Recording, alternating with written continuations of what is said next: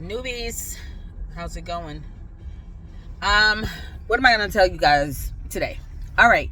So, question: a lot of people ask, where do you get vehicles from, right?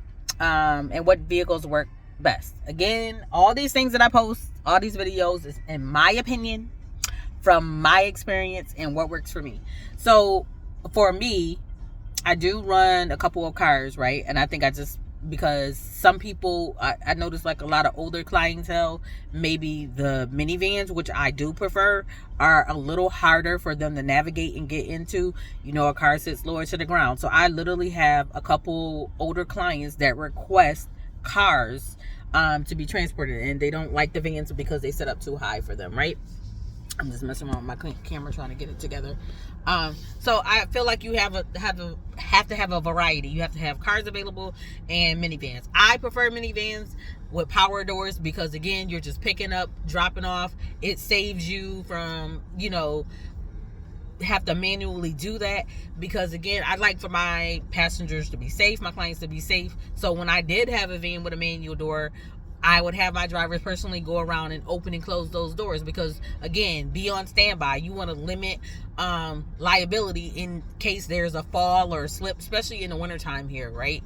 So I do ask my drivers go around, and even with the power doors, it just makes it easier for you to control, for them to get in and out.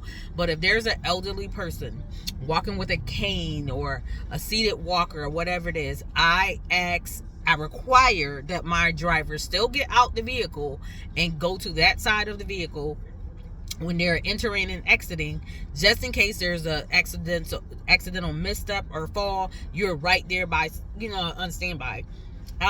Again, this is me. Everyone can run their business however they choose. I just like to take the extra precaution. Again, I prefer minivans because you have the power doors. If you have to do double loads, meaning you have to carry more than one person, of course it's more comfortable. It's more space for them to be in a minivan versus cramped in a small vehicle or a sedan, right? But it is beneficial to have them, right? For those reasons that I stated before.